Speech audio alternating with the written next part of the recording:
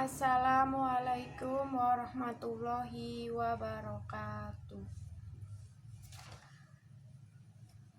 Perkenalkan, nama saya Amalia Nurjannah dari Prodi PGSD kelas A3. Di sini saya akan membuat video untuk memenuhi tugas kuliah saya, yaitu mata kuliah Al-Islam Studi Al-Hadis, yang diampuh oleh Bapak Ghazali Syahroni. Dan di sini saya akan membacakan hadis tentang beribadah. Berikut adalah hadisnya.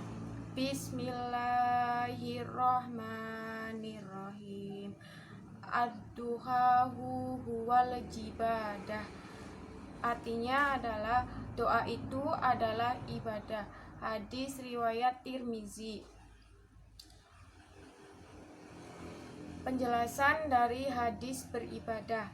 Memahami tauhid tanpa memahami konsep ibadah adalah mustahil. Oleh karena itu, mengetahuinya adalah sebuah keniscayaan. Penulis syarah surat Al-Wajibar menjelaskan ibadah secara bahasa berarti perendah diri, ketundukan, dan kepatuhan.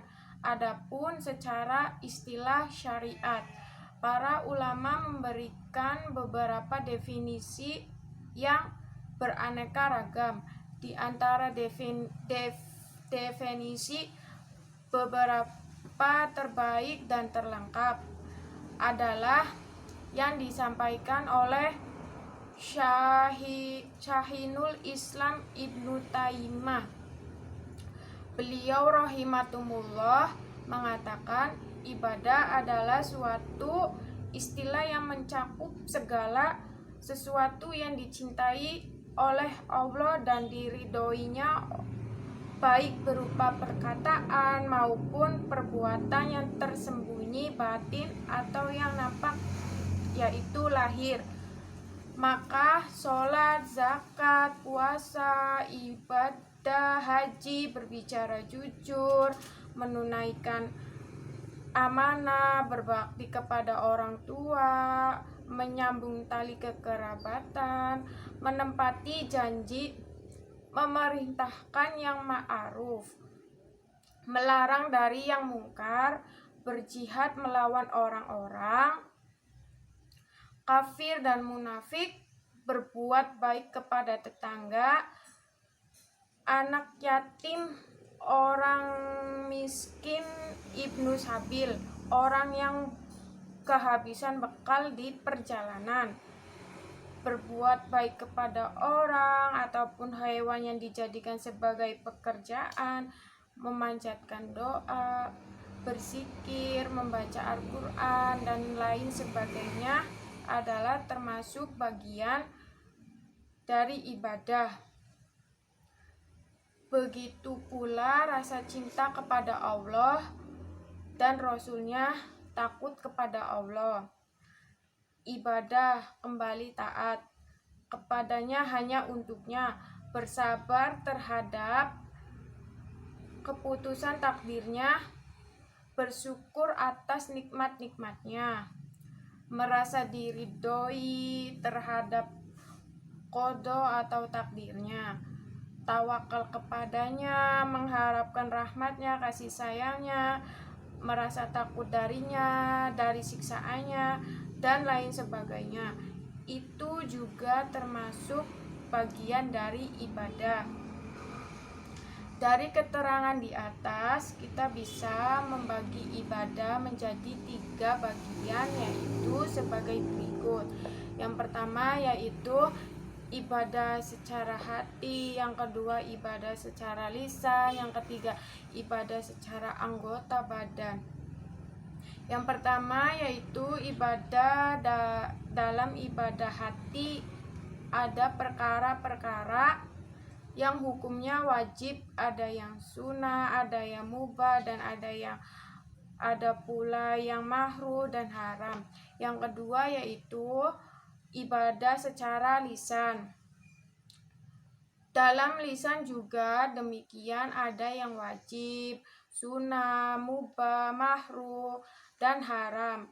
3 yang terakhir yaitu anggota badan. Begitu pula dalam ibadah anggota badan ada yang wajib, sunnah, mubah, makruh, dan haram. Sehingga apabila dijumlahkan ada 15 bagian. Demikian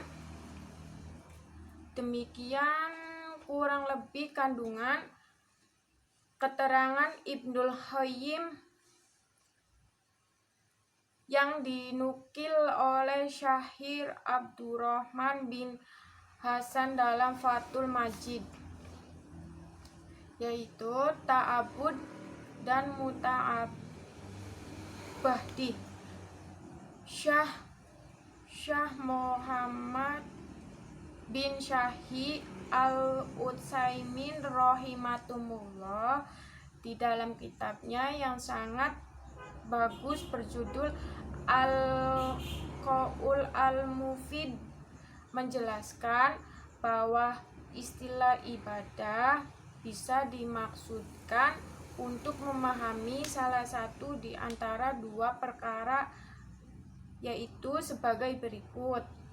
Yang pertama yaitu ta'abud, penghinaan diri dan ketundukan kepada Allah Azza wa Jalla. Hal ini dibuktikan dengan melaksanakan perintahnya dan menjauhi larangannya yang dilandasi kecintaan dan pengagungan kepada zat yang memerintah dan melarang Allah Ta'ala.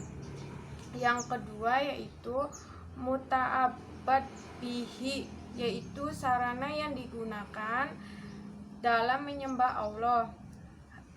Inilah pengertian ibadah yang dimaksud dalam definisi Sahinul Islam Ibnu Taimiyah.